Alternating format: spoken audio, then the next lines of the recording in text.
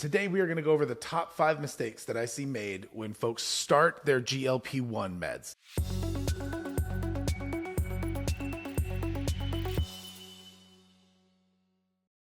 GLP-1 meds being Ozempic, Mounjaro, WeGovy, and Zepbound. They're basically brand names for Tirzepatide and Semaglutide. These medications can be absolutely life-changing. They're incredible for a lot of people, myself included. However, a lot of people will make the same mistakes. So we're going to go over the top 5 mistakes that I see people make. You've probably heard a couple of them before, but I'm guessing at least the very last one you've not heard anybody talk about, and I think it's really important. Number 1, everybody talks about it. You got to eat enough protein. You're going to be eating in a calorie deficit when you are on these medications, so it is so important to keep your muscle on your frame and to not become sarcopenic and wither away and lose a bunch of muscle. You've got to eat enough protein. You have to eat enough protein. So prioritizing protein for all of your meals when you are able to eat on these medications, number 1 mistake I see most people not doing. There's nothing wrong with carbs. There's nothing wrong with fats. However, you have to prioritize eating enough protein. Number 2, also something that is probably talked about up and down. You hear everybody say it, but it is because it has to happen. Number 2 mistake that I see most people making is not actually strength training, not adding in resistance training. Again, we're going on a major caloric deficit for these medications. When we're in a caloric deficit, if we are losing weight and we're not working out at all, and we're not following rule number 1 of eating enough protein, we wind up in this space. By not adding in resistance training and strength training, you're going to up the likelihood of losing muscle. We don't want to lose muscle. We just want to lose that adipose tissue, that fat tissue.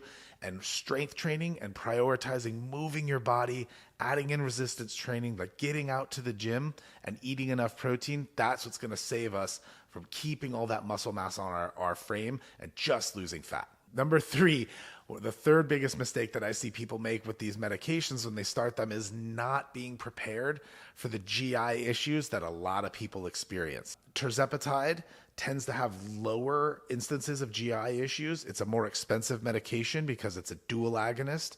You get the GLP1 and a GIP, so it has less hammering on that GLP1, so people will typically experience less nausea. But if you're prone to nausea like I am, I'm super prone to nausea. I still get nauseous anytime I up my dose of Tirzepatide. So making sure that you are ready and prepared for any of the GI issues that can come up. Nausea is a big one. So having an antiemetic or an anti-nausea med like Reglan or Zofran prescribed to you prophylactically by your provider. Just say, hey, I'm prone to nausea. I would like something on hand that if I do experience nausea when I'm taking this medication, I'm not waiting until the clinic opens up the next day to get some help here.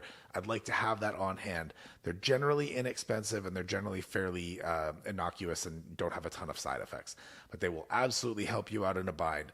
Anytime I go up on my medication, on my Tirzepatide dose, I always include either a Zofran or a Reglan. Additionally, having things like Pepto-Bismol or Tums around, because sometimes you'll get some acid reflux, or you get like a lot of burps, or you just feel like a general ick if you maybe eat a little bit like out of range for what you should be eating.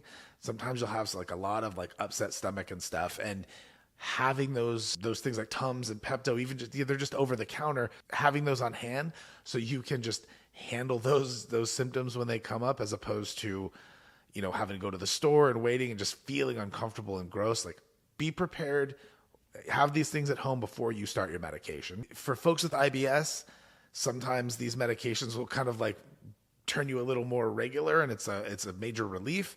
For some folks who are maybe prone to constipation can be a side effect. One of the things that these medications do is slow gastric emptying, which means it's slowing your gut motility, and that can, digestion and all of that. Same thing, you can wind up being more constipated if you are prone to constipation. So having just an over-the-counter stool softener, or if it gets really bad, even an enema on hand. Again, so you're not trying to go to the store in the middle of the night while you're suffering from some of these effects. Just be prepared. Make sure that you are prepared with an anti-nausea med, some Tums and Pepto for upset stomach and diarrhea, and maybe like a stool softener and enema if you get really, really constipated. The biggest mistake that I see made, number 4, is people trying to eat the same way they were eating before they started these medicines.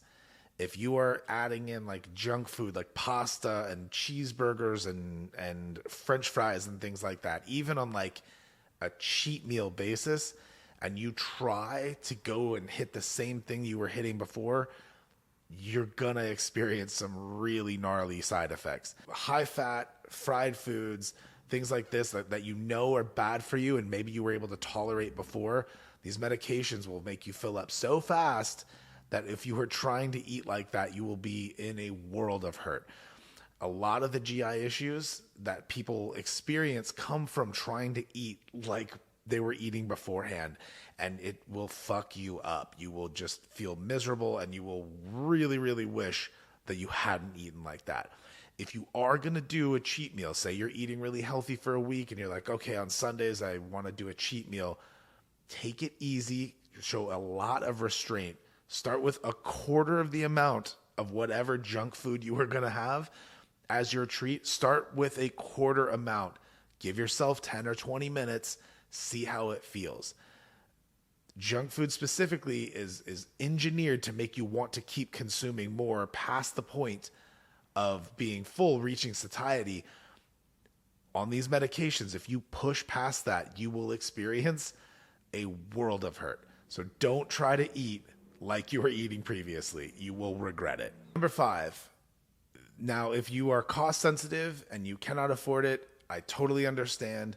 If you are not cost sensitive and you can afford it and you're not getting regular Dexa scans, both at the beginning of your journey and as you progress, you will regret it.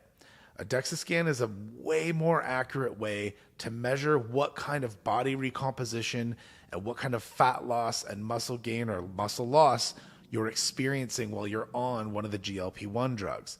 Going exclusively off of your scale at home of what your weight is a terrible metric for what is happening to your body when you're on these medications.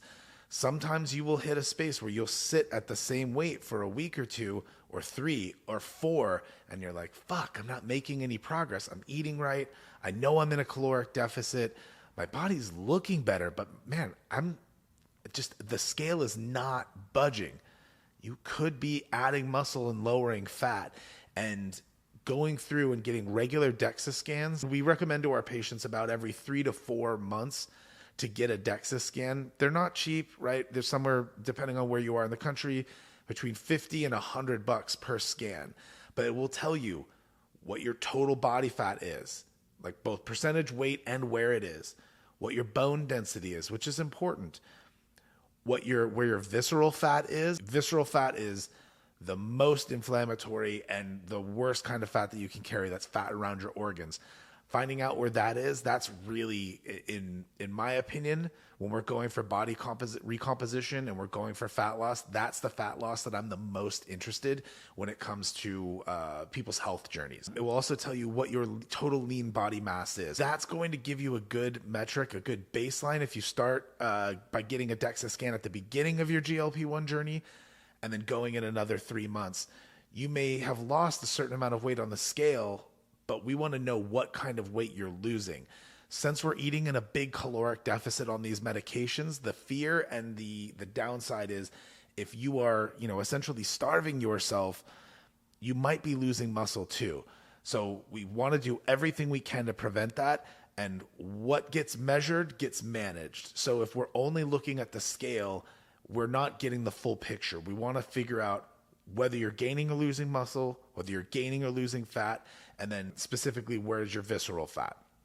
So if you can afford it and you're not cost sensitive to it, that is one of the best things you can do when starting this GLP-1 journey. So you get an accurate answer for what's actually happening inside your body. There's a ton more mistakes and a ton more things we should be doing, but those to me are the top 5 things that we need to do to basically just make sure that as we lose the weight on these medications, that we're losing hopefully as much body fat and as little muscle as possible. And that's what's going to help us prioritize that. By eating plenty of protein, by making sure that we are strength training and resistance training, make sure that we are prepared for any stomach and GI issues that do come up. Make sure that when we are doing any kind of cheat meal or eating any kind of junk food that we are quartering it so we're not experiencing horrible GI issues when we eat those things.